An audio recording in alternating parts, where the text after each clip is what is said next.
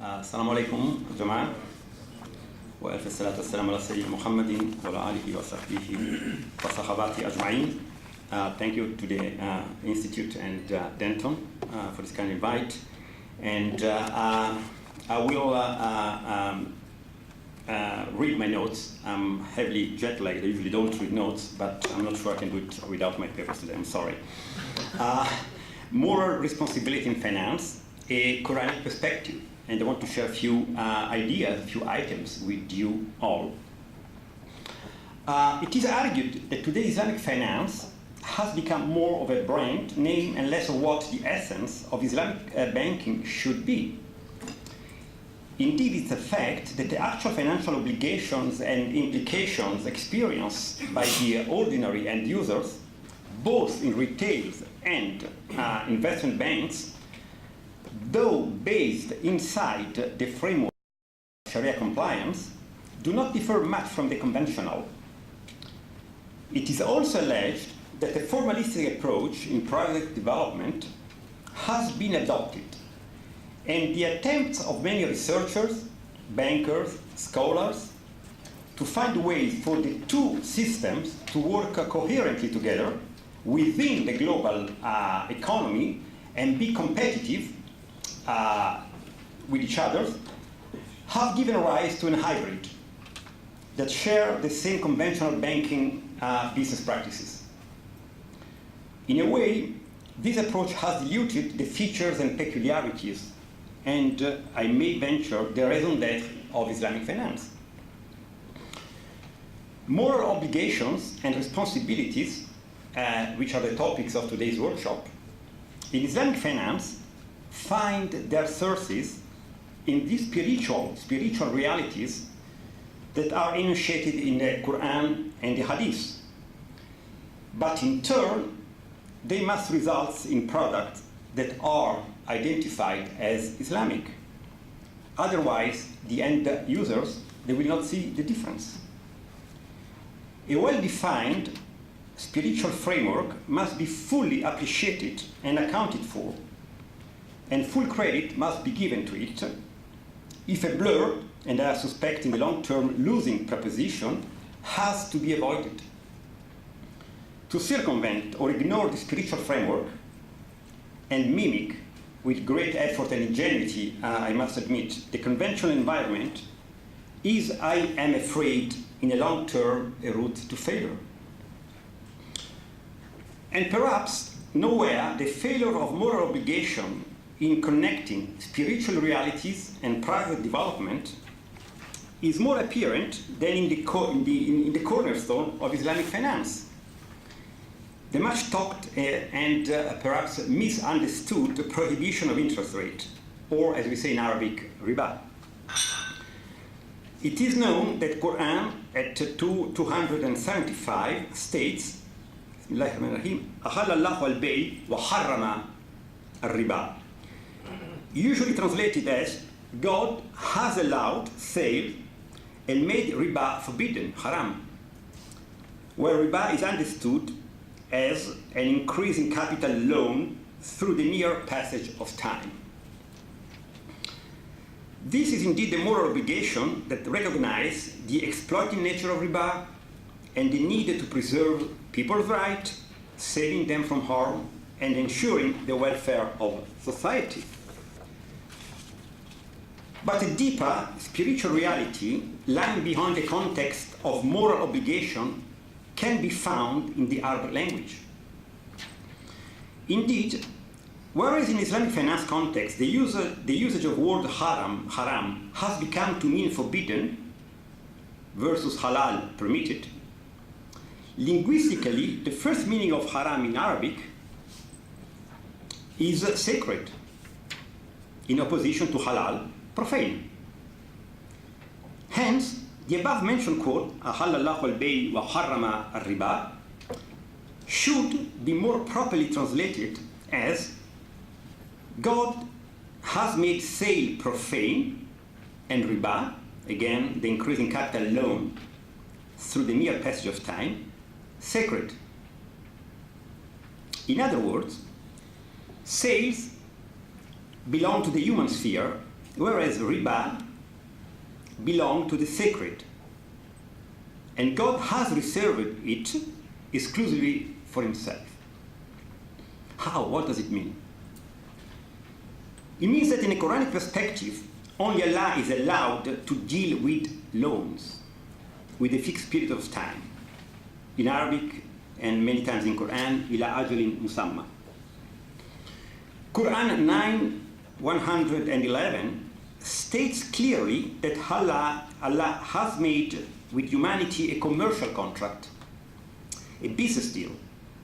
Human souls are loaned from God for a fixed period of time, and God will buy them from the believers, which in turn will sell them back to him in return for heaven. In other words, people take their souls, that again do not belong to them, but Allah owns them, as loan, dying, from Allah for a period of time before selling them, which is the selling, only things allowed to humans, back to Allah, so that they, the human, can gain the necessary riba, which in this case is entrance to paradise.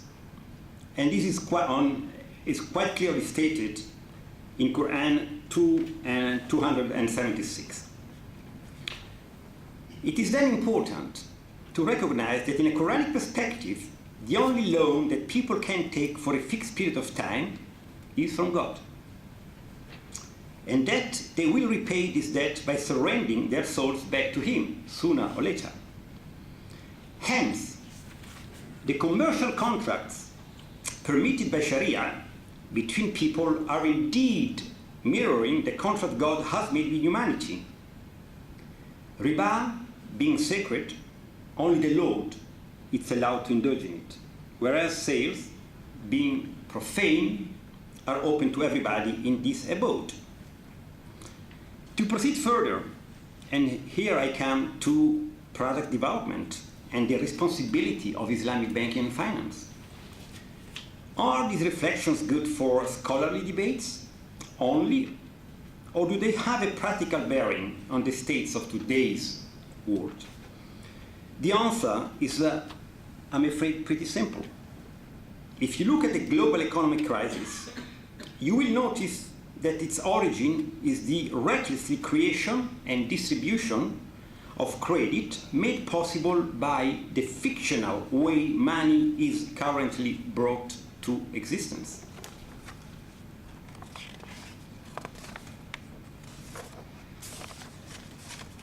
Credit creation, and this is the core thing I think today, is nowadays out of control and is purely an accounting process that does not involve any intrinsic value money or real activity.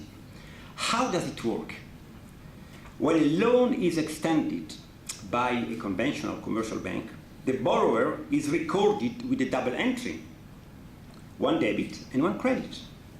The debit denotes him as a debtor to the bank for the loan taken, while the credit entry denotes him as a depositor for the amount extended to him. And in this way, money is created. These are simply accounting entries that do not involve the movement of any physical, tangible goods or real human activity. Banks do not lend their own money or the money of their depositor, but simply obtain the client's agreement to pay this money back plus something on the top of it called interest. In a plain word, banks are creating money out of nothing and charging riba on this. Suffice to say that nowadays only about 3% of money around is in the form of notes and coins, whereas the balance, which is 97%, is electronic money created into existence, brought into existence by commercial banks with a few taps on a keyboard. And this is the very essence of what God has forbidden in this abode. But it's also at the same time the very hinge around which the conventional system functions and works. Furthermore, There is no control on the extent of credit creation. New loans create new deposits, which in turn enable new loans to be made. The more money is created, the more the bank can lend, and the more interest is charged. Money creation basically depends on the assessment of the banks. And because money supply is created as debt with interest, it means that there is an ever-growing mountain of debt, ever, by definition, bigger than money, which makes the debt unpayable. And this has resulted in the disproportional leverage between tangibles and credit instruments. For the sake of example, in 2010, the gross world product was something like, I think, 79 or 70 trillion US. At that very date, a figure that I cannot pronounce, but is not a mathematician, but was 12 times this 70 trillion US dollars was in the world in forms of debt. This debt will never be paid. This issue, the issue of money creation through riba, is at the very origin of all sorts of social, economic, and environmental problems. Moral corruption, enticement to break the rules, endless greed, people living well beyond their means. People think they own something, when in reality they are debt-loaded for a fixed period of time. When the debt comes due, they found themselves unable to repay it and hope to reschedule, hopefully. Communities, instead of focusing on their own abundance, think of themselves as poor, as they are discriminated against by banks. And the list is very long indeed.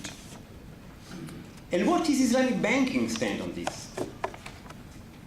Islamic economic theory has very clear ideas on the nature of money, its features, and how it should be created.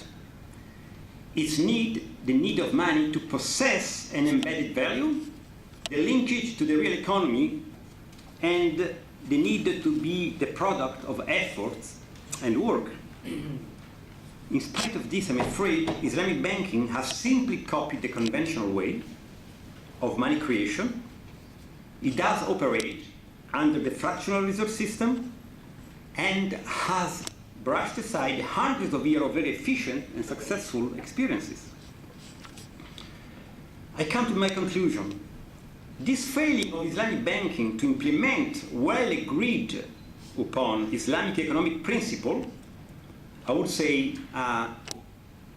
to walk the talk, epitomizes, in my opinion, the de-linkage I was mentioning before between spiritual commandments, I would say realities, and private development. And this is due to what? I don't know.